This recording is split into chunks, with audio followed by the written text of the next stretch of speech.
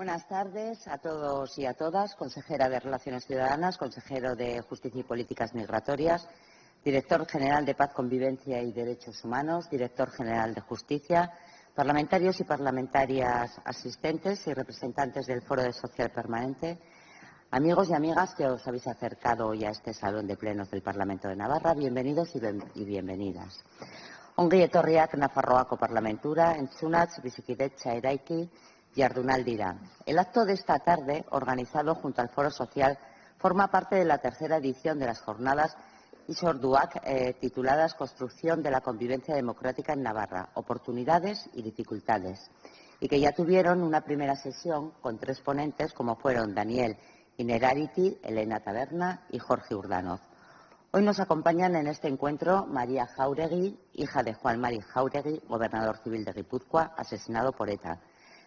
Nayara Zamarreño, hija del concejal de Rentería, asesinado por ETA. Belén Zabala, hermana de Josu Zabala, asesinado por un guardia civil en Hondarribia. Y Olaz Echave, hija de Juan José Echave, asesinado por la Alianza Apostólica Anticomunista.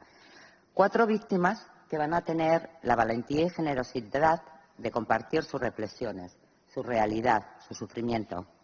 Hace unos días leía una entrevista de Nayara Zamarreño en la revista Fundación Víctimas del Terrorismo, en la que hablaba del proyecto Eraikiz puesto en marcha en el Ayuntamiento de Rentería en 2013. Nayara participó, aun con nervios y pensando solo en escuchar, pero a medida que escuchó las historias de otras víctimas, sintió la necesidad de hablar. En la entrevista decía textualmente que fue un punto de inflexión, porque me hizo pensar que yo también tenía que escuchar al otro y empatizar con él, puesto que la sociedad en su conjunto ha sufrido mucho. Debemos caminar hacia adelante en favor de la convivencia. Y ese es el sentido que debemos tener las instituciones y el principal objetivo de coger iniciativas como esta que hoy se celebra aquí. Estar, hablar, escuchar para hacer memoria, para construir en favor de la convivencia. Muchas veces nos dicen que la sociedad va por delante de las instituciones y de las formaciones políticas. Y es evidente, pues ya hay quienes aún hoy les cuesta participar y acudir a encuentros entre víctimas como el que se celebra esta tarde. Seguiremos trabajando para que vean la necesidad de estar y de escuchar las reflexiones y testimonios de víctimas de las distintas violencias que hemos sufrido en nuestra sociedad. Sin duda, encuentros como el que hoy vamos a realizar suman para la convivencia, aunque lamentamos que debido a la pandemia, pues el aforo limitado que tenemos en este salón no nos haya permitido atender la multitud de peticiones que hemos recibido para poder asistir. No obstante, tenemos en streaming, se está emitiendo en streaming por la página web del Parlamento y igualmente quedará en nuestra biblioteca porque nos parece realmente importante guardar este relato de 4 personas que nos van a revelar su intimidad y nos van a hacer reflexiones muy personales. Verdad, justicia, reparación y memoria para todas las víctimas de todas las violencias. Lo repetiremos en todos los actos que celebremos en este Parlamento, porque es algo que tenemos que reivindicar y por lo que debemos trabajar. La memoria es importante, muy importante, porque tenemos que saber qué pasó. Y qué mejor forma de hacerlo que escuchando a las víctimas. Hacemos memoria también para la no repetición, una memoria inclusiva, pero sin equidistancias. Llevamos ya unas cuantas semanas, unos meses, en los que se habla mucho de la barbarie, de los asesinatos de ETA con la proliferación de series en televisión, como ha podido ser la adaptación de Patria o el documental que se ha hecho sobre Miquel Zabalza. Incluso se han generado polémicas con un solo cartel que ha llenado tertulias, titulares, redes sociales. Hacer memoria duele, realmente duele, porque hablamos de injusticias, de sufrimiento y sobre todo de personas que han fallecido y de sus familiares, que son los que han sufrido la pérdida, el no reconocimiento y muchas veces el rechazo. Por eso hay que insistir en el trabajo por la convivencia y en eso tienen y tenemos que estar las instituciones. La mayoría de este Parlamento vemos importante, por participado y por ambicioso, el primer plan estratégico de memoria, paz y convivencia del Gobierno de Navarra. Queda mucho por hacer y tenemos que seguir al lado de las víctimas. Voy a terminar ya dando las gracias tanto a María, Nayara, Belén y Olaz por la generosidad que han tenido y que van a tener durante toda esta tarde a la hora de compartir sus testimonios con nosotros y con nosotras, y al Foro Social Permanente también por contar con el Parlamento para organizar este encuentro. Muchas gracias a todos y a todas. También quiero decir que va a actuar como moderador Fernando Rey, que también está con las víctimas y que ahora van a pasar a ocupar el lugar que les corresponde y dándoles todo el protagonismo que en esta tarde van a tener. Eskerrik asko. Arratsaldeon, buenas tardes. Previamente, también nosotros queremos agradecer al presidente de esta Cámara y a la presidenta en funciones por acogernos una vez más para celebrar en la cuna del diálogo este cuarto encuentro entre víctimas de diferentes expresiones de violencia. Agradecer en segundo lugar, como no, a las 4 ponentes por aceptar nuestra invitación. Hoy tenemos el lujo de que ellas son hijas, sobrinas, y subrayamos el femenino. Sabemos que para vosotras no es fácil el ejercicio que vais a realizar hoy. Supone reabrir un sufrimiento que es difícil de gestionar. Es por ello que María, Belén, Nayara, Olatz, eskerrik asko bihotzetik. Gracias de corazón. En tercer lugar, agradecer a todas las personas presentes y de una manera particular a las víctimas de ETA, de los grupos armados de extrema derecha y las víctimas de la tortura. El pasado día 29 iniciamos esta tercera edición de Hitzorduak bajo el título Construcción de la convivencia democrática en Navarra, oportunidades y dificultades. Dos encuentros que se dan porque, como dice la frase que define los Hitzorduak, es el momento de hablar, de escuchar, de participar. Encuentros que han pretendido reunir a personas de orígenes e ideas diferentes, incluso que han vivido unas de espaldas a las otras durante muchos años, para que se sienten a dialogar, se escuchen y que incluso, en el caso de las 4 invitadas de hoy, puedan llegar a empatizar desde sus respectivos dolores. Organizamos estas jornadas en un momento interesante. El Gobierno de Navarra se ha marcado un objetivo importante para esta legislatura con el proceso participativo para acordar el primer plan estratégico de convivencia en Navarra. Una legislatura que el Foro Social Permanente en Navarra caracterizó ya en julio de 2019 como la legislatura que reúne las condiciones necesarias para construir la convivencia democrática en Navarra. Además de realizar una aportación cualitativa al libro abierto de convivencia que presentamos en este mismo lugar en una comparecencia parlamentaria el pasado 2 de septiembre, desde el Foro Social hemos expresado a la Dirección de Paz y Convivencia y Derechos Humanos nuestra disposición a participar en las mesas temáticas en las que se entienda que nuestra aportación es interesante.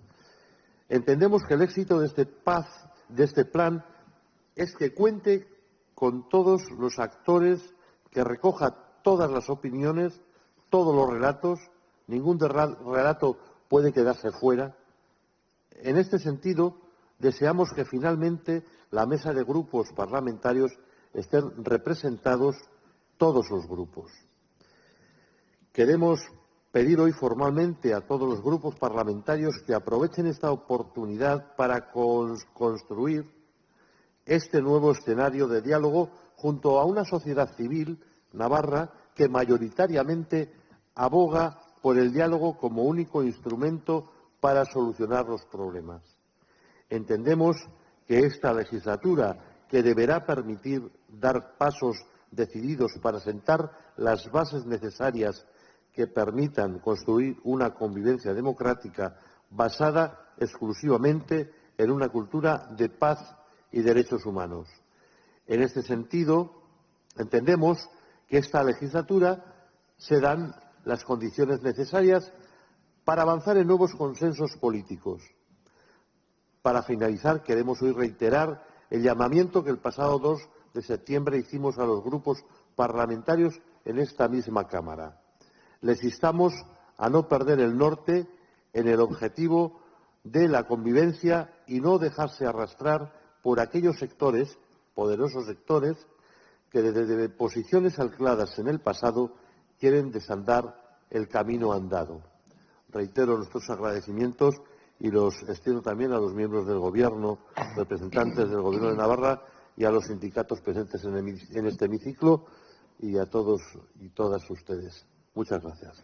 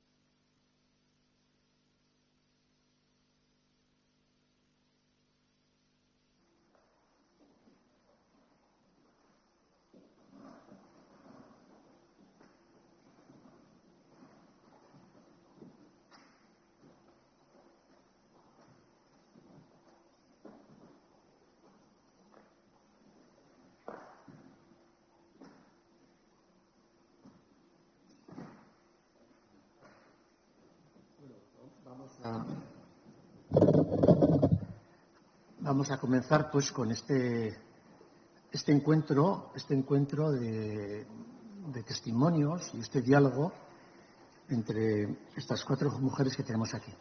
Eskerrik asko denoi etortzeagatik eta benetan orain datorri importantena, noski. 4 pertsona hauek aurkeztu dizkizuete, ja 3 aldiz ez dut nik deus esan behar, sekula gertatu beharretzuenaren ispilu dira. Sekula arrazoirik eta zentzurik izan etzuenarena. Eta beren esperientzia eta elkarrekin egon nahia ere, konbibentziarako hasi da. Estas 4 personas que tenemos aquí, que ya os han presentado, pues no voy a hablar yo más de ellas, y nos hablarán ellas de ellas mismas, pues son el recuerdo permanente y el reflejo de lo que nunca debió ocurrir, de lo que nunca tuvo sentido. Quería remarcar, como también hicimos el año pasado, que no es su labor recomponer la convivencia. Ellas no la rompieron. Bastante tienen y han tenido con elaborar este duelo tan difícil, soportar sufrimientos, recomponer sus vidas y reivindicar derechos aún no garantizados, ¿no? Nos regalan su experiencia, que es semilla de convivencia, donde nos dicen una y otra vez que los derechos humanos deben estar siempre por encima de cualquier idea. Iaz esan nuen gauza bat ere esan behar dut. Biktima dira, Mariak lehengo gunean esaten zidan, bera jetzula bere burua biktimatzat hartzen, bere eta zela biktima. Baina, oroitarazi nahi dut, haiek biktima direla, baina beste gauza asko gehiago ere bai. Quería recordar, como recordé el año pasado, y creo que es muy sano, que son víctimas, pero son mucho más. Son mujeres, son vecinas, son trabajadoras, son amigas, son madres, y no debemos encasillarlas solo en eso. Posiblemente nunca dejarán de serlo, pero son mucho más que todo eso, ¿no? Y con su actitud nos lo demuestran. Y para terminar, antes de darles el paso a su palabra, quería adelantarme a una crítica que a veces se hace a este formato de encuentro. Hay gente que acusa, con buena intención o con mala intención, no lo sé, cada uno sabrá, que se busca hacer una comparación, justificación, equiparación, compensación de diferentes violencias. Pues no, para nada, para nada. La voz de cada una de estas personas a las que se les arrebató la voz suma y es un testimonio más de lo que nunca debió ocurrir con ninguna persona. Es decir, son testimonios que se suman, no que se compensan ni se ni se comparan, no buscan ninguna equiparación, ninguna justificación, todo lo contrario, ¿no? Pues eso. Nos hubiera gustado un formato, como hicimos el año pasado, ahí recogidicos, mirándonos a las caras, pues conversando, casi obviando que hay más gente mirándonos, para hacer un ambiente cálido donde nos miráramos, pero no ha sido posible esta vez. Entonces haremos lo que podamos, y bastante hacéis en hacer lo que podéis, y con sacar y rebuscar otra vez en vuestro interior y en toda vuestra persona y en vuestra ética. Pero bueno, hagáis lo que hagáis, se os agradece igual. Y entonces os pido que intervengáis, que apuntéis, que ojalá no tenga yo ni que decir nada. Pero bueno, sí que os enlazo esta primera pregunta, pues si parece, aunque os duela un poco, es que nos contarais un poco qué ocurrió, cómo cambió vuestra vida, cuál ha sido un poco vuestro proceso y cómo afrontasteis vuestro proceso de duelo. La que quiera empezar. ¿Quieres empezar, Nayara?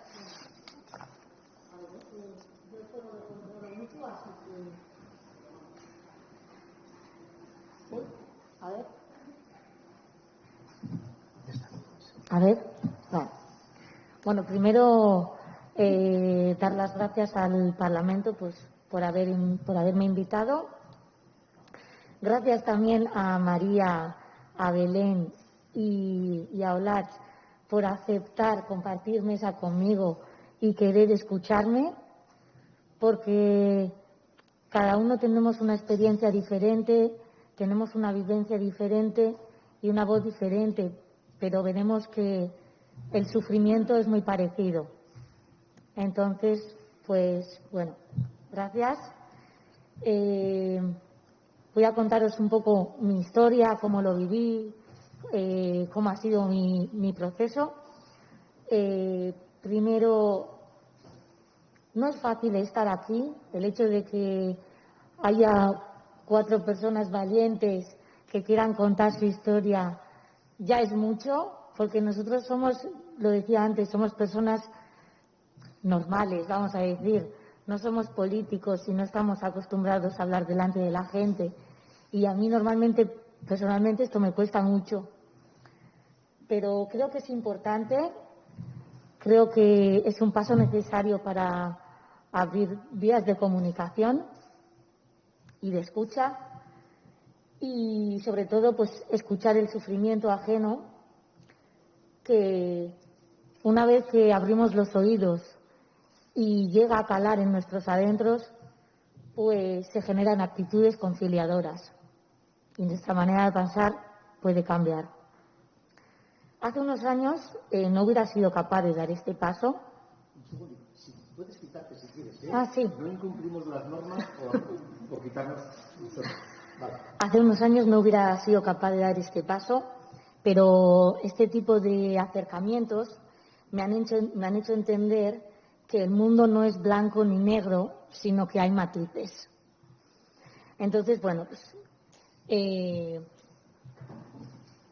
contaré mi historia. Mi padre es Manuel Zamarreño. Él era concejal del Partido Popular en Rentería. Solamente pudo ser concejal durante un mes, pero su sufrimiento fue mucho mayor, porque él sufrió las amenazas durante más de 6 meses. Entonces, él era un defensor de la libertad, él estaba en contra de la violencia y su palabra era su arma. El día 25 de junio de 1998 estábamos en casa, yo ya estaba de vacaciones, tenía 15 años y él tenía que ir a una reunión importante en la sede del Partido Popular. Algo importante le tenían que decir y yo me ofrecí a ir a comprar el pan para que él llegara antes a aquella reunión. Como se empeñó en que no, pues él fue a comprar el pan y a la vuelta una motobomba con 3 kilos de amonal explotó, causándole la muerte e hiriendo a la escolta que le acompañaba. Os he dicho antes que mi padre era defensor de la libertad, pero aparte de ser concejal político, pues era padre, era amigo, era vecino, como hemos comentado antes, y era una persona muy alegre, muy sociable y muy amigo de sus amigos. Una muerte como tantas otras injusta, como tantas otras. Entonces, yo aquel día, pues, cuando él fue a comprar el pan, yo estaba haciendo las tareas de casa, ayudando a la familia, ¿no?, en casa, haciendo la cama, etcétera, y escuché la explosión. Cuando escuché aquella explosión, yo ya sabía lo que había ocurrido. Sabía que algo malo le había pasado a mi aita. Me asomé a la ventana y los obreros que estaban debajo de la calle justo estaban mirando a otro lado. Entonces cerré, me puse las zapatillas y bajé corriendo. Bajé corriendo, pero no me dejaron llegar al lugar del atentado. Enseguida se formó un revuelo de gente, vecinos, etcétera, que si había sido una explosión de gas, que si no sabían lo que había sido, hasta que una vecina que estaba detrás de mí dijo: ¡qué hijos de puta! Pues sí, en ese momento así lo sentía yo también. Me acerqué donde mi mamá, que en aquel entonces limpiaba portales, y las dos nos subimos a casa a la espera de noticias. Noticias que no llegaban por ningún lado. Aunque mi padre ya tenía teléfono móvil, nadie nos llamaba, ni él, ni recibíamos ninguna noticia, y la manera que tuvimos de enterarnos fue encendiendo la televisión, el teletexto, y leyendo en primera plana: Manuel Zamarreño muerto en atentado. Así nos enteramos. Evidentemente, pues los nervios, mi hermano vomitando, mi madre gritando.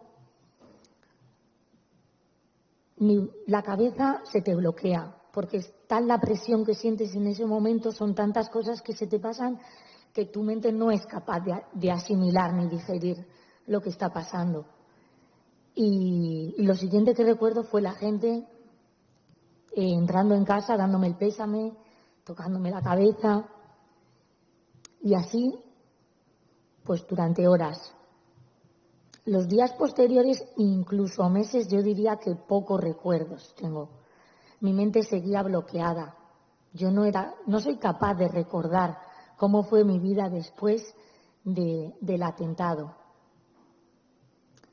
Cuando os he comentado que el sufrimiento vino de antes, es que 6 meses antes mi padre ya estuvo amenazado. Las amenazas telefónicas eran continuas. Me acuerdo una vez que yo estaba en la habitación y llamaron por teléfono, y lo único que contestó mi padre fue: ¿y eso por qué?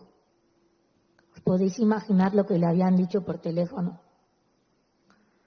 Cuando él iba a hacer compras a Pasajes, que es un pueblo que está al lado y se puede ir andando perfectamente, una persona salió a la ventana y le dijo: Zamarreño, estás muerto, una semana antes de que lo asesinaran. Dianas, día sí y día también, en el portal y en el centro de Rentería. Yo caminaba con mis amigas y tenía que ver mi apellido continuamente en las paredes. Pero hasta hace poco no he sido realmente consciente de todo lo que estaba pasando y de todo lo que sufría mi padre durante todo ese tiempo. Tener que bajarte a los bajos del coche para ver si había una bomba, incluso nos parecía gracioso. Nos llamaba la atención y no éramos capaces de ver el peligro. Me acuerdo una vez uno de los escoltas le dijo a mi hermano: ¿qué te parece excesivo lo que hacemos? Porque muchas veces tenía que ir dando eses, tenía que tomar diferentes medidas, etcétera. Pues os podéis imaginar que los primeros meses después del atentado sintiera rabia, sintiera dolor, e incluso estuve años sin hablar en euskera, porque me parecía una traición. Y fue precisamente mi padre el que me inculcó el amor por el euskera, el que me llevaba a las fiestas promoviendo el euskera. Pero todo aquello desvaneció. Entonces, pues durante muchos meses sentí odio. ¿Cómo no vamos a sentir odio dentro de un proceso, ¿no? Cuando han arrebatado a alguien, a un familiar. Insultabas a la gente en tu interior, claro. Dejé de hablar euskera y sobre todo, como fui la única que se quedó viviendo en Rentería, decidí vivir en silencio. Nadie hasta el 2013 sabía que yo seguía viviendo en Rentería. Evitaba dar mi apellido siempre que podía, para que nadie supiera, para no levantar sospechas, por miedo. Por miedo a que me insultaran, a que me hicieran algo y por miedo al rechazo. Porque yo tenía claro que me quería quedar en Rentería, pero no quería que nadie supiera quién era. Hasta el 2013, que ya ha mencionado la vicepresidenta o la presidenta en funciones, en el que decidí romper mi silencio, contar mi historia en la radio y quitarme esa losa de encima y decir, soy Nayara Zamarreño y aquí estoy. Y a partir de ahí fue un punto de inflexión en mi vida y he iniciado este camino en favor de la convivencia. Y esa es un poquito mi historia.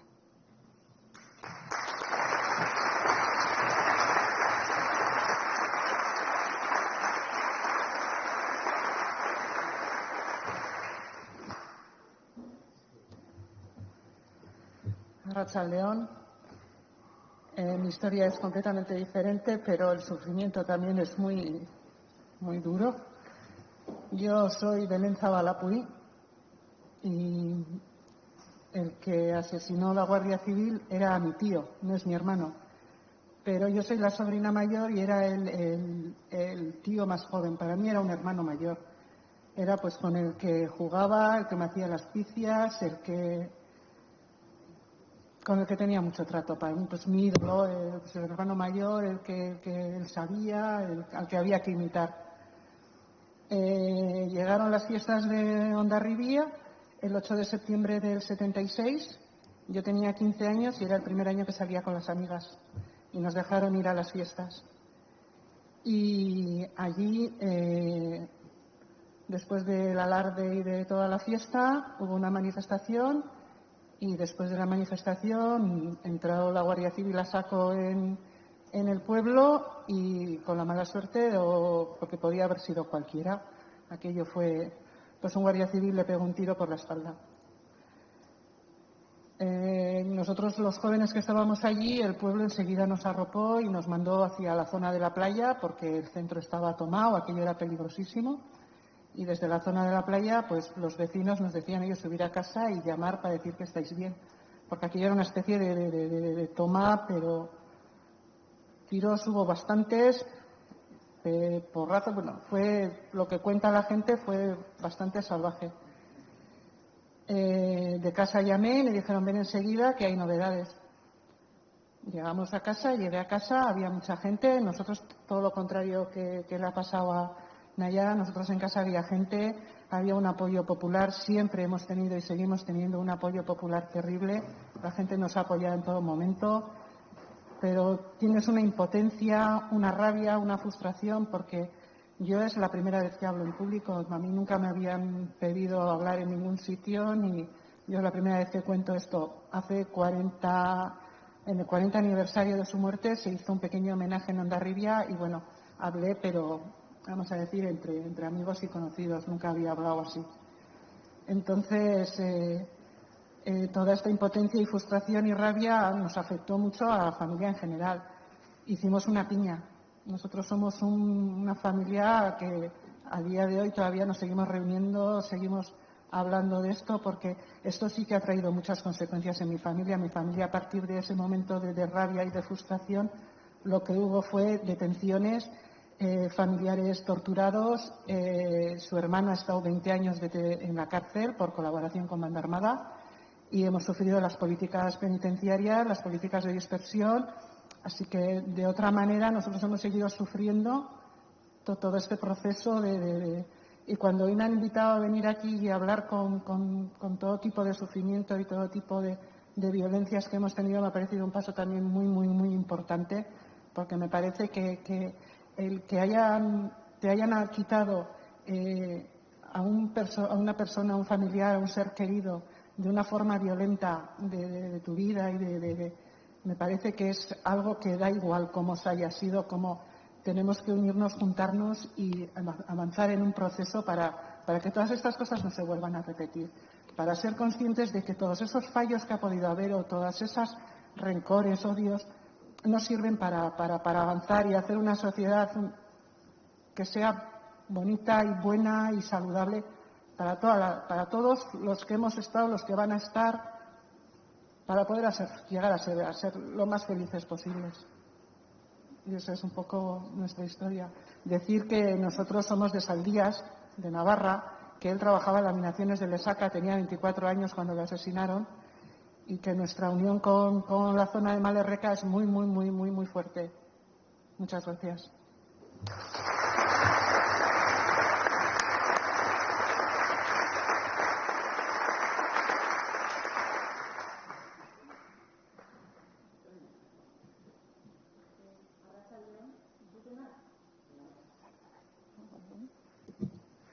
Arratsaldeon, lehenik eta behin eskerrik asko Foro Sozialari eta baita Nafarroko Parlamentuai, hemen gure gure testigantza emateko aukera emateagatik, Bueno, yo soy María Jauregui, mi aita fue asesinada en el año 2000, yo tenía en aquello 19 años, pero en realidad fue con 14 años cuando me di cuenta que podría ser objetivo de ETA, que es cuando lo nombraron gobernador civil de Guipúzcoa. Y claro, le pusieron escolta. Y además de todo ello, pues tuvieron que ir a vivir, mis padres tuvieron que ir a vivir a Donosti. Yo en aquello, pues no quería ir a Donosti, yo quería continuar en mi pueblo con mi vida, quería seguir en el mismo instituto, quería seguir con mi cuadrilla de toda la vida, porque para mí el tener que ir a Donosti pues suponía mucho cambio, ¿no?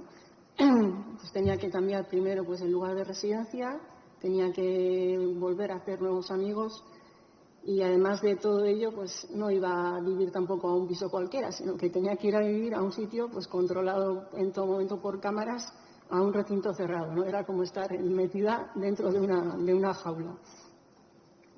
Afortunadamente pues no tuve que ir, me quedé en casa con mi amona, de forma que tuve la opción de continuar pues con mi vida, ¿no? Y siempre se lo agradeceré a mis padres por ello. En el año 96, después de las elecciones, mi aita dejó el cargo, pero como continuaba siendo objetivo de ETA, pues tuvo que ir primero a vivir a Madrid, luego a Tenerife, y luego a Chile. Y en aquello pues yo estaba estudiando, estaba ya en la universidad y estaba estudiando fuera yo también, así que estábamos cada uno en una punta distinta. Y en el verano del año 2000 mi aita vino por vacaciones y el 29 de julio es cuando lo asesinaron, ¿no? Yo en aquel momento estaba con mi cuadrilla en el monte y fuimos a pasar unos días, fuimos de acampada y recuerdo que como estando allí, yo creo que solo habíamos pasado una noche. Recuerdo como, vi llegar a unos tíos míos y en el momento en el que los vi ya pensé que había pasado algo, ¿no? Y es cuando me lo comunicaron. Me metí con ellos en el coche y fuimos escuchando la radio y mientras llegábamos a Legorreta, pues ya en la radio dijeron que ya había fallecido, ¿no? Y en ese momento pues llegué a Legorreta y es en la puerta de casa es cuando justo coincidí con mi mamá. De allí recuerdo que fuimos a Donosti, a la casa del pueblo, y luego ya desde allí, una vez estado allí, pues recuerdo como que pues fuimos a Legorreta, ¿no? Que yo creo que realmente es lo que le hubiese gustado a él además, ¿no? Porque era una persona pues muy cercana, siempre había estado muy implicado en la vida del pueblo, pues en la organización de distintas actividades, ¿no? Se implicaba mucho. En ese momento que pasó eso, pues es verdad que ha dicho Nayara también, sientes mucha rabia, impotencia, no entiendes el por qué han matado a tu aita, pero sí es verdad que en casa siempre me han enseñado a respetar pues los derechos humanos de todas las personas, que hay que respetar al diferente, y yo creo que quizás, pues gracias a esa educación que he recibido en casa, yo personalmente nunca he sentido ni odio ni sed de venganza, ¿no? Y además creo también que, al igual que ha comentado Belén, que el odio no nos lleva a ningún lado, ¿no? Al revés, conlleva mucho más dolor y mucho más sufrimiento, ¿no? Y sí es verdad que mi aita además siempre la defensa de los derechos humanos pues siempre lo llevó a la práctica, ¿no? Siendo gobernador civil pues tuvo que luchar contra ETA, pero también trabajó, ¿no? Para que se esclarecieran pues los casos de tortura, incluso los asesinatos cometidos por el GAL, como es el caso de la Seizabala, ¿no? Tuvo que declarar en el juicio contra Galindo y lo primero que dijo al volver a casa fue que no sabía quién lo iba a matar, si iba a ser ETA o si iba a ser el propio Galindo. Y quizás en todo aquello también fue de gran ayuda para mí el apoyo aparte de mi familia, de mi familia más cercana, el apoyo de mi cuadrilla, ¿no? De mis amigas. En mi caso nunca me he sentido ni desplazada, ni rechazada, ni antes del atentado, ni después, ¿no? Y yo creo que en nuestro caso también hemos tenido el apoyo de una gran parte de la sociedad, al menos así lo percibíamos, y en ese sentido creo que fuimos unas privilegiadas, ¿no? Porque sí es verdad que la mayoría no ha tenido ni ha sentido ese arrope, ¿no? E incluso se llegaba a decir eso de que algo habrá hecho, ¿no? Y me imagino que eso pues tuvo que ser muy duro, ¿no? Y más o menos pues esa es mi experiencia.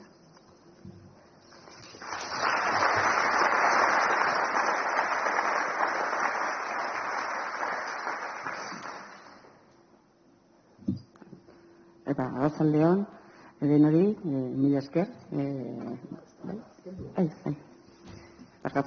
Arratsaldeon denoi, mila esker guztioi, tortzegatik, entzutera, guk esaten behar deguna, eta, bueno, hasiko naiz pizkat, Bueno, gracias a todos por haber venido a escuchar nuestro testimonio y, bueno, voy a empezar. Estoy un poco nerviosa. A ver, yo soy Olatz Echave, soy hija de Iñaki Echave, no de Juan José Echave. Juan José era tío mío. Entonces, bueno, mataron a mi padre en 1975, el lunes hizo 45 años. Nosotros vivíamos en Campázar, que es un alto que está entre Arrasate y Elorrio. Teníamos un restaurante. Entonces, bueno, mi padre no era político ni nada de esto, pero tenía 2 hermanos refugiados en el otro lado. Entonces, durante aquellos años, pues bueno, tanto mis tíos que vivían en Bayona y San Juan de Luz como nosotros tuvimos bastantes atentados. Entonces, mis padres estaban ya asustados y decidieron dejar aquello porque se sentían un poquito desamparados, ¿no? De un sitio. Y ir a Arrasate y abrir allí un restaurante. Pero bueno, no tuve tiempo porque pensaban en ir en noviembre y justo en octubre le mataron. Le mataron el 5 de octubre, esa mañana habían matado a 3 guardias civiles en Aránzazu, cerca de Arrasate, en Eñate. Entonces, bueno, esa noche... mi madre ya se decía que se notaba que el ambiente estaba un poco raro y normalmente se volvía a ver mucha gente los domingos a la noche, gente caseríos de los alrededores, se venía a jugar a cartas, pero justo como el ambiente estaba un poco raro, aquella noche había muy poquita gente. Hacia las 11 de la noche, mis hermanos, mi madre y yo estábamos en la cama y oímos mucho ruido. Entonces, mi madre y yo bajamos abajo y, bueno, pues vimos que mi padre estaba en el suelo, muerto. Yo tenía 10 años y, bueno, fue impresionante. Bueno, mi padre, por supuesto, pero yo, sobre todo, el mayor recuerdo que tengo, verle a mi madre, que siempre ha sido como muy cabal, pues fuera de sí. Luego, pues bueno, tengo un momento de un shock, no me acuerdo qué pasó. Y bueno, eso nos supuso un cambio importante, pues porque fuimos a vivir a casa de mis abuelos. Entonces fuimos a vivir, que entonces vivían mis abuelos y un tío soltero. Tuvimos que ir a casa de otra familia. Al poco tiempo, a los 5 o 6 meses, murió mi abuelo y luego al año así mi tío se casó. Entonces nos quedamos con mi abuela, que ha sido nuestro padre, casi. Es una mujer de carácter, que es la que nos ha criado. Bueno, luego a los 3 años mataron a mi tía, que es la mujer de Juan José Chávez, tuvieron un atentado y bueno, pues a él le hirieron gravemente y ella falleció. Entonces fue un poco volver a revivir toda la historia. Bueno, yo tenía 10 años, mi hermano 8 y mi hermana 4 años. Entonces, mi hermana ni se acuerda apenas del padre, el hermano pocas, y yo soy la que más recuerdo tengo de él.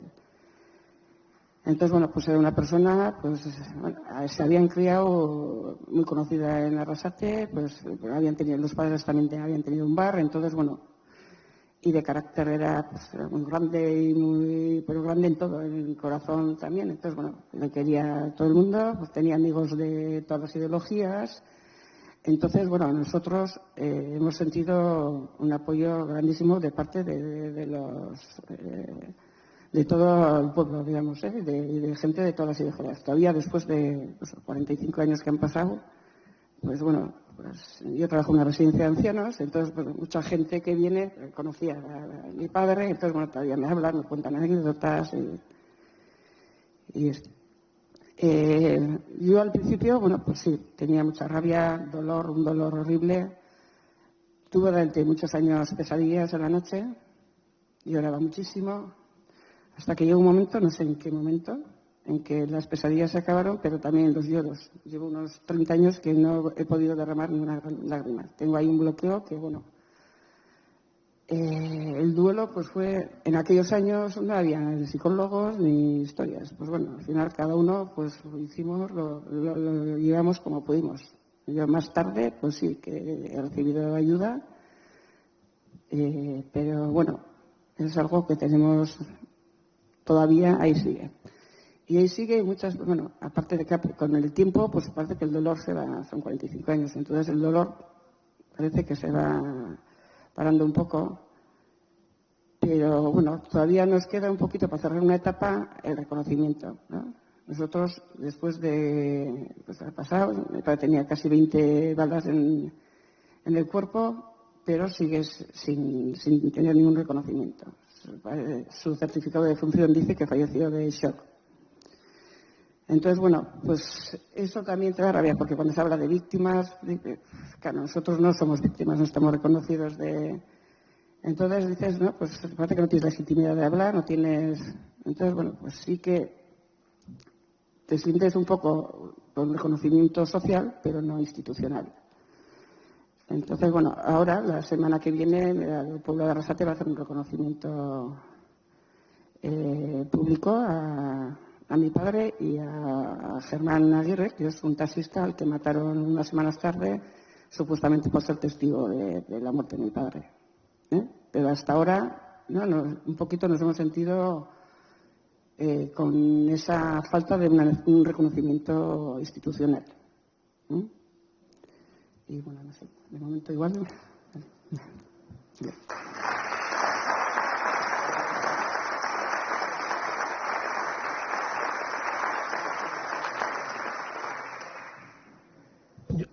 Intervenir cuando queráis. Yo simplemente os quería lanzar, creo, es muy común en las 4 que decís, habéis conseguido entender el sufrimiento de otras personas, el intentar vivir sin odio. No sé, ¿cuáles han sido las claves para hacer ese cambio? No sé si tenéis visto o habéis pensado cuáles han sido las claves para poder afrontarlo así. Y, aun con la carga del sufrimiento, pues haber vivido dignamente y de alguna manera con un felices. No sé, si queréis decir, ¿eh? A ver, yo la verdad es que, bueno, como he dicho antes, mi abuela ha sido un poquito el padre y junto a mi madre el motor. Entonces, la verdad es que nos han criado un poquito sin odio. Han intentado inculcarnos valores. Entonces, nosotros en mi casa no se ha hablado nunca ni de política, ¿eh? Siempre que se ha hablado de mi padre era, pues bueno, pues ojo, pues tu padre, ¿no? Pues contando anécdotas, contando, era así, hacía tal, pero un poquito. Entonces, bueno, no todos en casa hemos vivido así. Mi hermano es mucho más burroca. Es decir, cada uno, bueno, pues lo ha vivido de diferente forma. Y yo creo que un poquito es lo que en casa, lo que hemos recibido en casa, ¿no? Pues un poquito una educación en valores, diría yo. Estoy de acuerdo contigo. Yo también tengo que agradecer eso a mi familia, sobre todo, pues igual mi padre, que era el que más de aquí, que aprendió a hablar euskera él solo, en el trabajo, según le iban hablando, él iba apuntando palabras, etcétera. Ese amor por el País Vasco. Y no sé si he dicho antes, eso fue lo que me hizo quedarme aquí en Rentería. Bueno, aquí no, en Rentería. Yo soy la única, mi situación igual es un poco diferente, ¿no? Yo soy la única que me he quedado en Rentería. Aquel día mi familia se destrozó por completo. De hecho, a los 2 meses mis hermanos se fueron fuera a vivir, y a los pocos años mi madre hizo lo mismo y se llevó a mi hermano pequeño. ¿Por qué me quedé yo? Yo tenía claro que no me quería ir de aquí. No me quería ir del País Vasco, y si me iba era porque me echaban. Entonces, aunque yo en un principio sí sentía odio, sentía mucha rabia, yo creo que hay algo importante, que es cuando tuve al primer niño, que me hizo ver las cosas de otra manera. Me cambió la perspectiva. Y como en el 2013 se me ofreció aquella oportunidad de dar mi testimonio por primera vez, tuve que aprovechar esa oportunidad. Y realmente me hizo cambiar tanto y me hizo sentirme tan bien. Yo lo comparo un poco, no lo puedo, no lo sé, pero sé que hay víctimas que han tenido encuentros restaurativos con presos de ETA, y que después de haber tenido conversaciones con ellos se han sentido bien.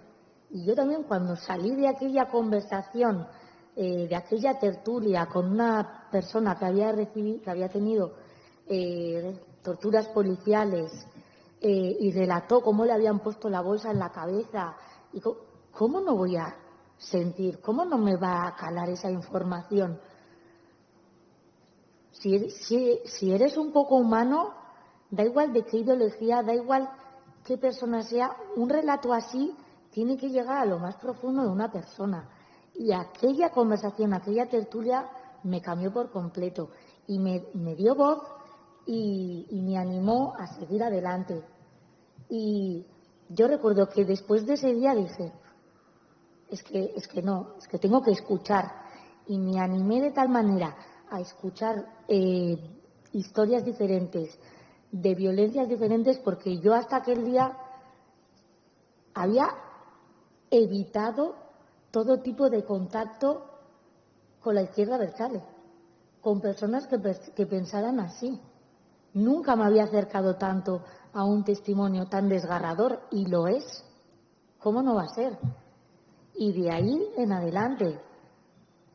Y en el 2016-17, el Ayuntamiento de Rentería, el acto que promovió el Ayuntamiento de Rentería, gobernado por EH Bildu, en aquel entonces era el alcalde Julen Mendoza, y se hizo un reconocimiento institucional para reconocer pues a personas trabajadoras del ayuntamiento asesinadas por ETA. Es cierto que fue un reconocimiento y un homenaje, digamos, consensuado por absolutamente todos los partidos políticos sin excepción, y eso es importante. Fue un acto muy cuidado y muy mimado, en el que hubo un respeto absoluto y sobre todo que se pidió perdón a las víctimas. Y yo salí de allí sintiéndome ya mucho más aceptada dentro de mi pueblo. Ese pueblo que me había rechazado y del que yo tanto miedo tenía. Y eso pues me ayudó muchísimo a seguir adelante. Y yo sé que es difícil que contemos nuestras historias, pero seguir teniendo este tipo de actos y de encuentros entre víctimas de diferentes violencias, que al final somos personas iguales, es muy enriquecedor. Y no solo nosotros, sino lanzo el mensaje a los políticos, que parece que nos ponemos esa barrera, os ponéis esa barrera y no escucháis aquello que no os interesa igual, ¿no? Pues hay que abrir los oídos y hay que escuchar, y sobre todo hay que empatizar. Hay que empatizar y hay que dar pasos adelante, y hay que avanzar por las nuevas generaciones, por un futuro en el que se puedan establecer unas bases de convivencia y que tenga unos pilares firmes. Y nosotros hacemos mucho esfuerzo, pero yo creo que bueno, pues que en otras instituciones pues faltan palabras que desbloqueen conversaciones, hay mucho tabú. Y yo creo que al final pues los políticos también son ejemplo y hay que dar pasos adelante. Sí, yo también quería un poquito decir eso, que si nosotros somos capaces de sentarnos en una mesa a las 4, pues bueno, pues no, los políticos, ¿cómo no? Yo creo que se demuestra una vez más que la sociedad va por delante de la política, ¿no? Un poquito. Sí. No. No. No.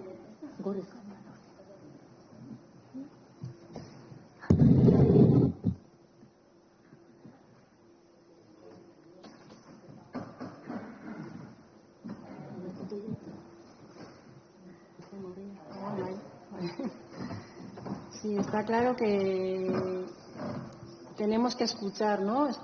Nos escuchamos pocos, ¿no? Unos a otros. Yo creo que es importante.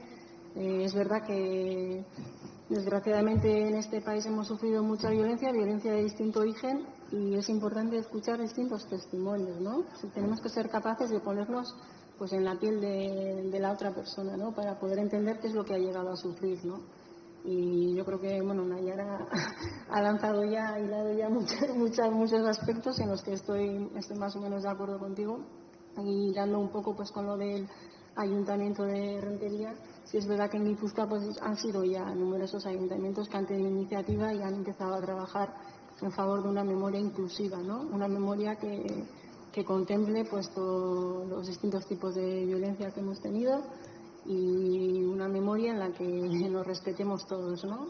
Y en el que quede claro que el uso de la violencia pues no tiene justificación, hay que reconocer el dolor injusto que hemos causado, ¿no? A todas las personas, y la base de todo ello pues tiene que ser pues intentar construir o querer construir una sociedad en la que la base pues sea la defensa de los derechos humanos de todas las personas, ¿no? Yo creo que ese es uno de los principios básicos en la que todas las personas y todos los partidos políticos deberían de estar de acuerdo.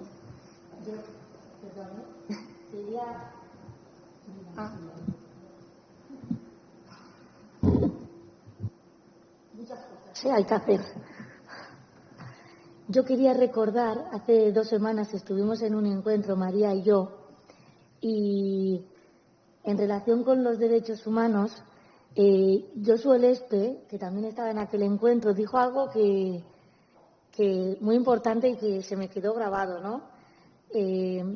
Si tú arrebatas el derecho a la vida a cualquier persona, ya no tiene ningún otro derecho que pueda hacer, porque el derecho a la vida es lo más importante.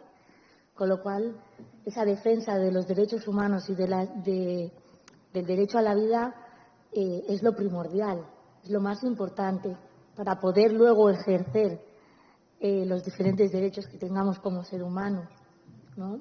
Me he acordado y quería compartirlo. Yo quería comentar que nosotros, por ejemplo, desde un principio hemos estado en la calle, siempre pidiendo justicia, siempre pidiendo, porque en nuestro caso, por decirlo de alguna manera, hemos tenido mucha documentación. Nosotros tenemos tanto declaraciones cuando ocurrió, fue un antes y un después. Tenemos declaraciones institucionales, tenemos declaraciones incluso de la patronal. Hay una declaración del Obispado de Donosti. Cuando ocurrió lo de mi tío Josu, teníamos mucha documentación y nosotros siempre hemos estado pidiendo en la calle. Yo siempre he andado en manifestaciones, para aquí para allá, gritando, porque nadie nos escuchaba, nadie nos decía nada. Veíamos. A mí el resto no me preocupaba, porque veía que estabais amparados, que teníais la justicia a vuestro favor. Nosotros tenemos el parte de defunción que lo conseguimos y pone que Josu está muerto de muerte natural, como decías tú. Muerto por peritonitis.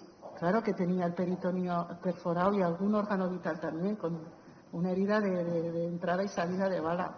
Tenemos también la documentación del guardia civil que le mató, que sin juzgarle ni nada en el 78 le amnistiaron. Entonces veíamos que había sí, estábamos muy arropados por la sociedad, pero lo nuestro era salir a la calle a pedir justicia por el nuestro y por todos los demás, porque fueron unos años muy duros y parecía que no pasaba nada. Ahí se detenía, se torturaba sistemáticamente, la tortura era algo habitual. Pasaban los torturados por la Audiencia Nacional, delante de abogados, delante de forenses. Es más, uno de los abogados de fiscal, que hoy lo tenemos de ministro de Interior, y en ningún momento ha declarado todo lo que ha pasado por delante de ellos. Y a nosotros todas esas injusticias, como familia, por un lado nos hacía piña y por otro lado nos hacía salir a la calle a quejarnos. Entonces, mi juventud ha sido estar en la calle siempre reclamando justicia.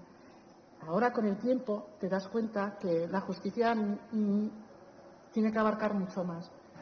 Sales a pedir justicia, pero también te das cuenta de que los que tenéis un reconocimiento, los que ya habéis tenido pues, unos juzgados o habéis podido hablar con las personas, pues bueno, habéis pasado un proceso. Nosotros ese proceso no lo hemos tenido.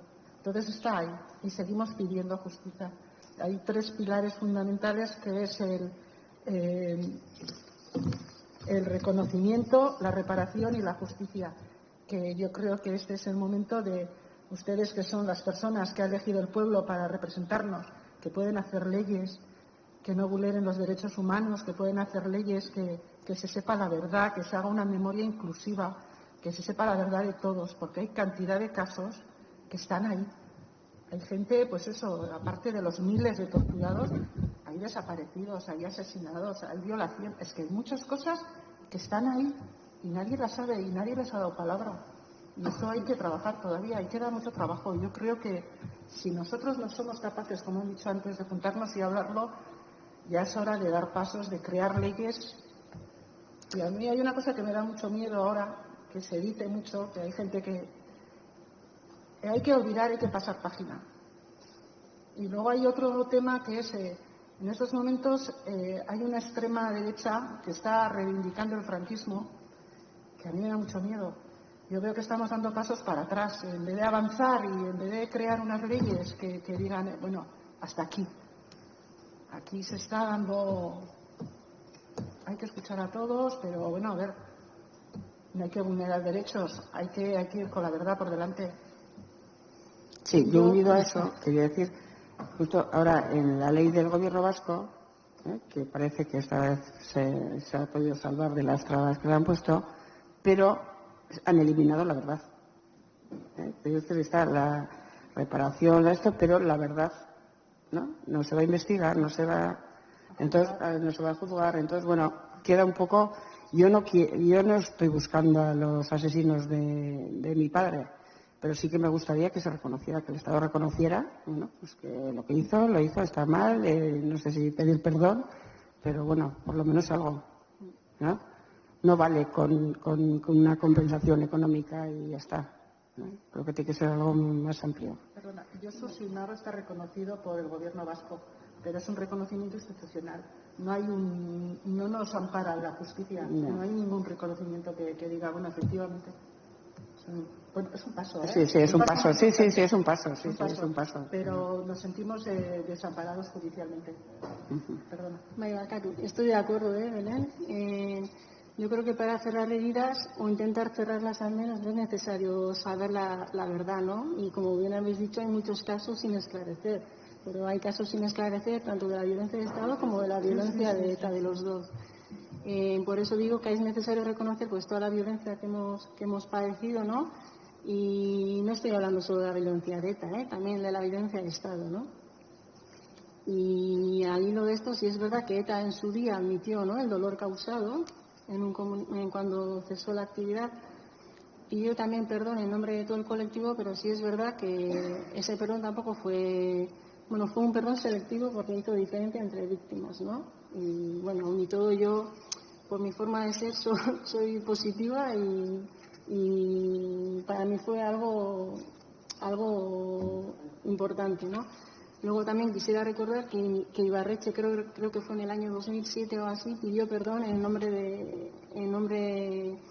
pidió perdón a las víctimas en nombre de la sociedad y también en nombre de las instituciones vascas, ¿no? Y en ese sentido creo que ahora mismo el Estado debe de reconocer, ¿no?, que el GAL ha existido y el Estado debe de pedir perdón, ¿no? Yo creo que además y tiene que reconocer pues el daño que ha causado, ¿no? Y en ese aspecto también, ya relacionándolo ya con todo esto, también me parece importante la reflexión autocrítica que pueda llegar a hacer, ¿no?, cada uno de los presos, ¿no? Si cada uno de ellos pues hiciera esa reflexión, yo creo que ganaríamos todos, ¿no? Ganaría toda la sociedad. Y yo creo que, y ya no solo me refiero a los presos de ETA, ¿no? Incluso estoy hablando que yo quiero imaginarme que aquellas personas que han torturado o que han asesinado en el nombre del GAL, quizás algunas de ellas estén arrepentidas a día de hoy, ¿no? Y yo creo que ellas mismas pues cuenten su experiencia o su trayectoria, qué es lo que han hecho y que ahora mismo pues están arrepentidas de lo que hicieron, pues sería muy, muy positivo, ¿no? En el caso nuestro, por ejemplo, Nayara ha comentado el tema de los encuentros restaurativos. Mi mamá participó en esos encuentros porque justo dos de los tres que participaron en el atentado de mi aita, ellos mismos solicitaron un encuentro con mi mamá. Y la verdad es que yo creo que la experiencia, según cuenta ella, pues es muy positiva, ¿no? Y además, si creemos, yo al menos creo en una política penitenciaria que busque la reinserción de las personas, yo creo que si el objetivo que al final yo creo que el objetivo debe ser esa reinserción, ¿no? Tenemos que ayudar a esas personas a que inicien una nueva vida. Yo creo que hay que dar pie o hay que volver a poner en marcha este tipo de iniciativas, ¿no? Que eso yo creo que con el gobierno de Rajoy se volvieron a eliminar. Y eso quería comentar, sobre todo. Es decir, es trabajo de todos. Vale. Todos.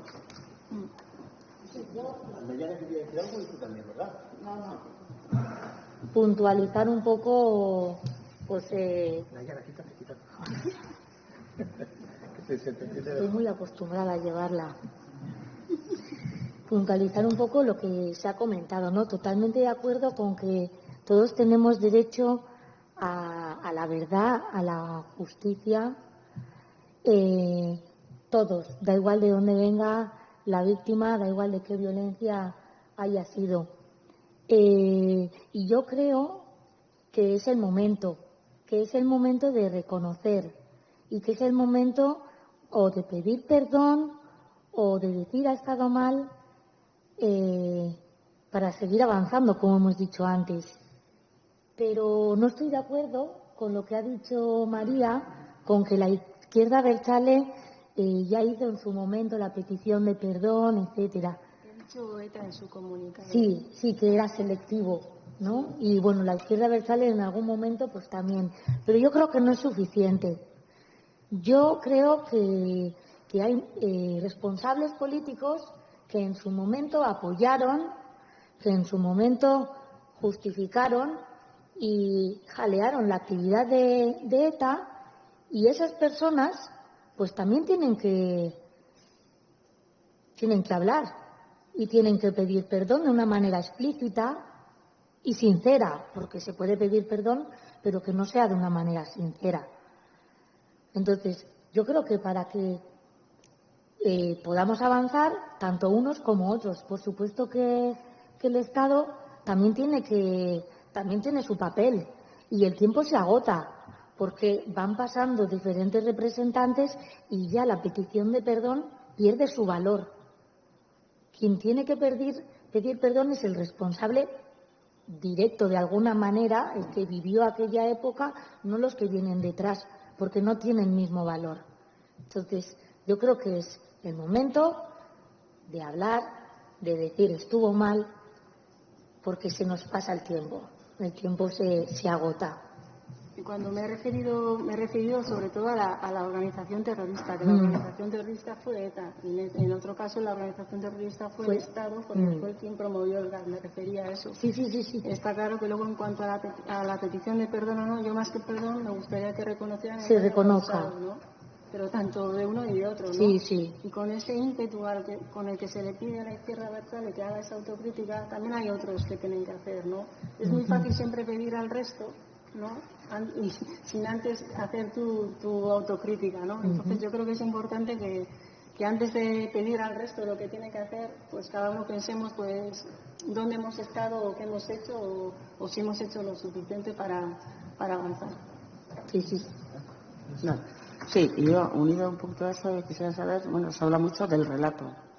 Y yo creo que no hay un relato, que hay muchos relatos, que es lo que yo veo en mi casa con mis hijas, pues bueno, que no han vivido lo que hemos vivido nosotros. Entonces, tienen que conocer un poquito todos los relatos que ha habido para que podamos garantizar la no repetición de lo que ha pasado aquí, ¿no? Sí, eso está relacionado con la memoria inclusiva, ¿no? Al final que se conozca pues todo lo que ha pasado aquí, ¿no? Que se tenga en cuenta, pues hay distintos testimonios. Estamos aquí 4 personas y cada una de nosotros lo ha vivido de forma diferente. Bueno, nosotros, por ejemplo, seguimos trabajando, vemos que aquí hay que dar muchos pasos. Ahora, por ejemplo, estamos en la querella criminal contra el franquismo que está llevando la jueza argentina María Servini, y pues para nosotros eso también es ir avanzando, ¿no? En su día Martín Villa no respondió, que es lo que estabais diciendo vosotras, ¿no? Hay muchas personas todavía que tienen que responder, ser juzgadas o hacerse cargo de las consecuencias y de lo que hubo. Yo he tenido la suerte de ver en el Festival de Cine de Donosti la película de Non dago Mikel, y la verdad que me revolvió muchas cosas, pero me gustó mucho el final. Hablan pues los descendientes, ¿no? Los que no han vivido, los que no han tenido la presión que hemos vivido nosotros con la represión que teníamos en las calles, con el no poder hablar muchas veces tanto de un lado como de otro, ¿eh? Entonces la película acaba diciendo que pues las nietas o los más jóvenes acaban diciendo que les pregunten a ellos, que pregunten a la familia, que la familia contará la verdad, que dejen los papeles, que los papeles cuentan muchas mentiras, pero que pregunten a las familias, que somos nosotros los que realmente vamos a contar lo que hemos vivido. Y me pareció un final, pero precioso para el documental sobre Non dago Mikel. Recomiendo a todos que si podéis la veáis. Sí, yo la tengo pendiente. He visto esta relación, no es el caso de Mikel, pero acabo de terminar de leer, ¿cómo es? En la sombra del Nogal, sí, Bayona Retxegena, que da su testimonio, ¿no? De cómo lo torturaron, y además justo cuando lo detuvieron junto con Mikel, y de hecho ni se conocían entre ellos. Y La verdad es que lo leí porque le hicieron una entrevista a la hermana en Radio Euskadi y Paco Echeverría también participó en esa entrevista y lo recomendó él, sí, y lo recomiendo también a todo el mundo. Yo os quería lanzar una pregunta, si queréis contestar, de las circunstancias actuales que estamos viviendo, ¿qué os ayuda y qué os revictimiza? ¿Qué os ayuda y qué os hace sufrir o meter otra vez el dedo en la llaga y como personas? Si queréis contestar. Nosotros, por nuestra parte, nunca nos hemos sentido víctimas. Nos hemos sentido personas familiares en una situación injusta por parte del Estado. Y es por eso por lo que hemos salido siempre a la calle a reivindicar y a pedir justicia. A mí, lo que he dicho antes, me duele mucho cuando hay que olvidar, hay que pasar página, o todos estos partidos de extrema derecha que están con el franquismo. Y luego hay también los medios de comunicación, hay veces que también los veo que no son muy objetivos. Y o son muy partidistas o son incluso sensacionalistas, ¿no? Y eso duele. Eso duele. Y hay veces que lees artículos y dices, ¿cómo a estas alturas se puede estar opinando esto y saliendo en prensa o en televisión o en...? Sí, con lo de pasar página estoy de acuerdo, ¿no? Hay que conocer, ¿no?, todo lo que hemos pasado para que no vuelva a suceder, ¿no?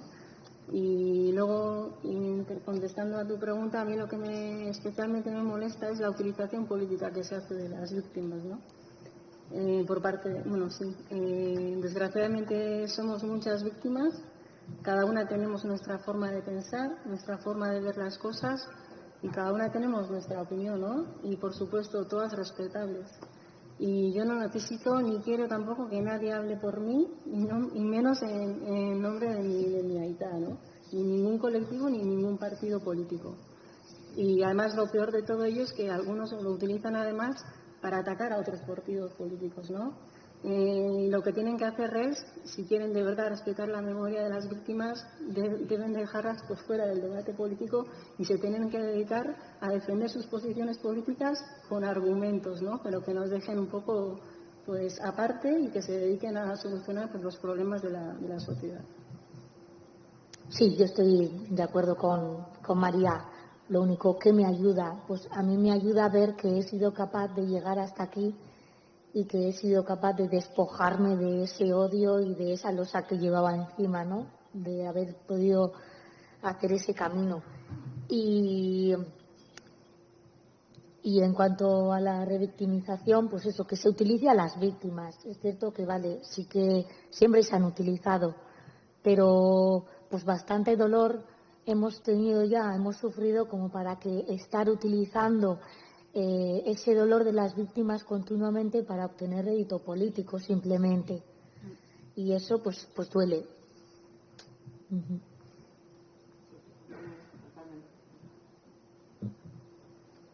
Totalmente de acuerdo, sí, pues eso, que se dediquen a hacer política y bueno, yo creo que nuestro papel en todo caso tenía que ser, pues bueno, pues un poco más pedagógico, ¿no? Este tipo de foros, este tipo de cosas. Contar lo que nos ha pasado, pues bueno, para que se conozca y eso que no se vuelva a repetir.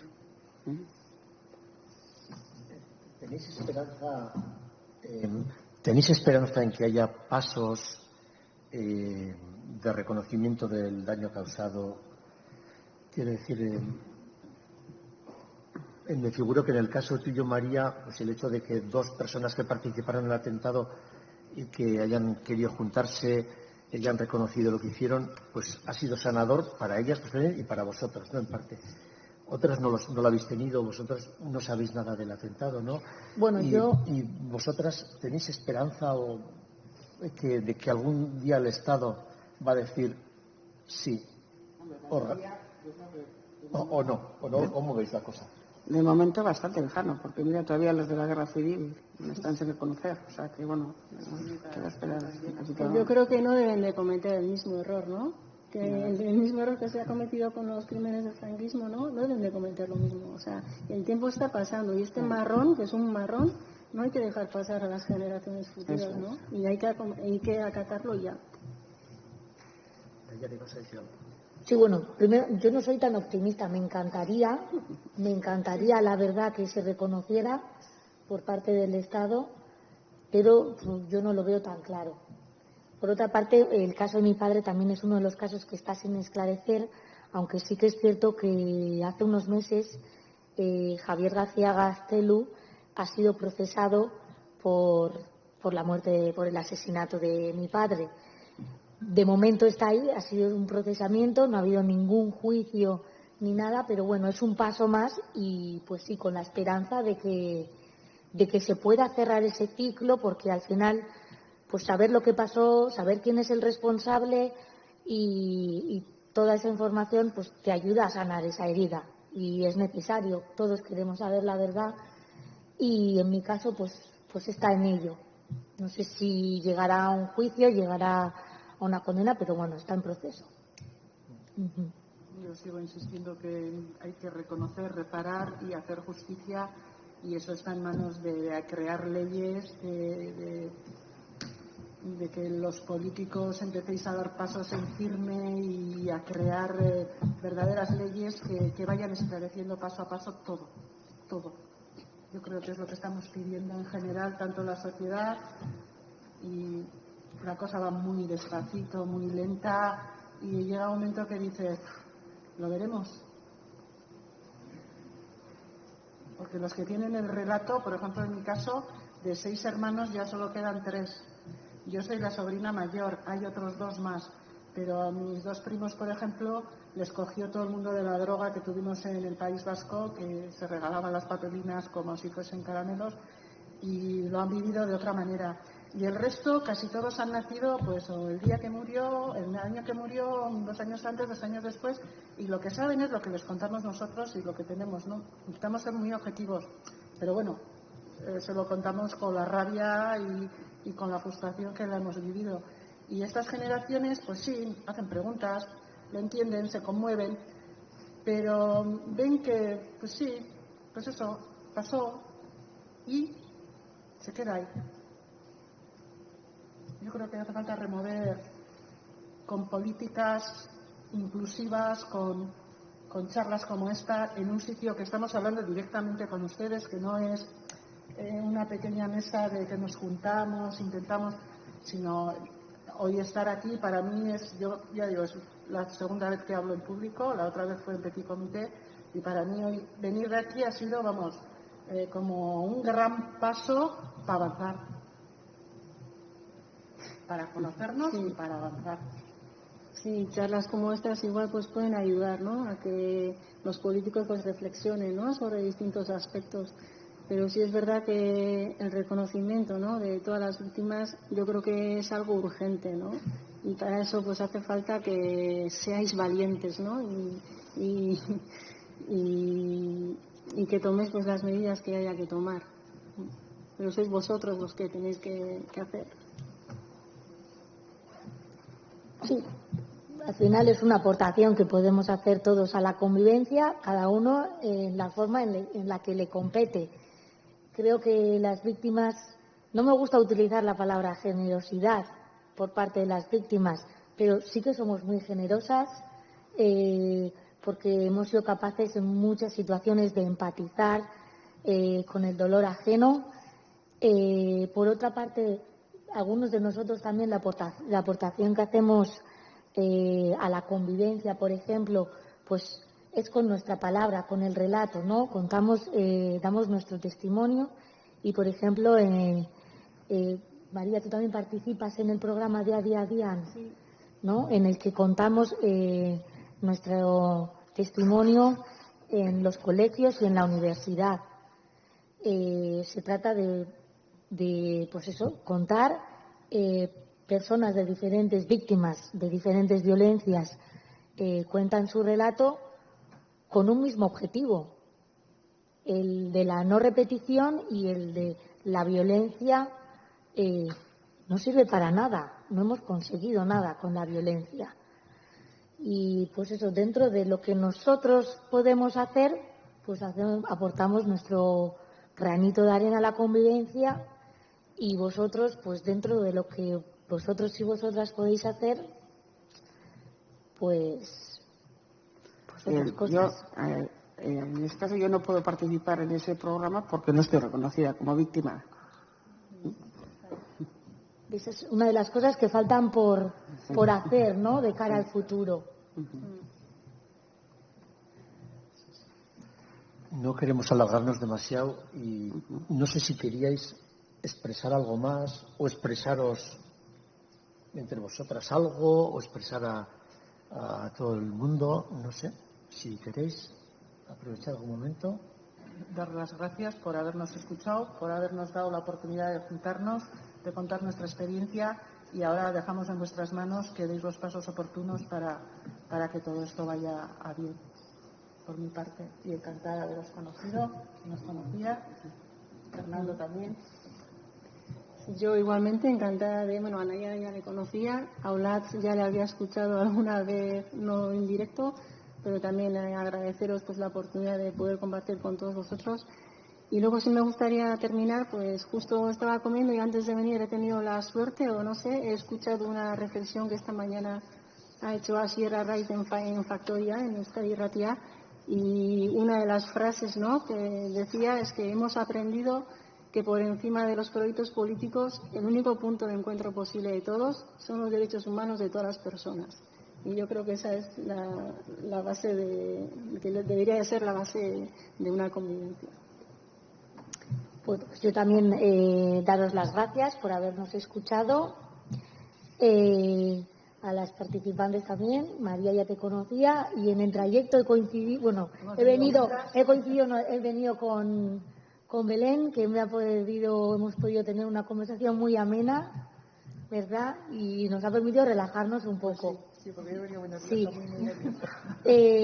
Pero yo no me quería ir de aquí sin, una de las espinitas que tengo yo clavadas de cara al futuro, que es el tema de los ongietorris. Puede parecer una tontería, pero a mí es algo que a día de hoy todavía me genera dolor que se pueda ensalzar la trayectoria de un preso que ha cometido un delito de sangre, se le trate como un héroe y que sobre todo el pueblo o los jóvenes que no han vivido directamente el terrorismo pues puedan ver eso como algo positivo, porque ese no es un ejemplo de una sociedad democrática.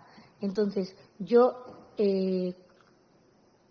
comparto el deseo de que se quiera abrazar y se quiera recibir a una persona que sale de la cárcel, pero creo que hay que buscar otros espacios para que se puedan dar esos actos.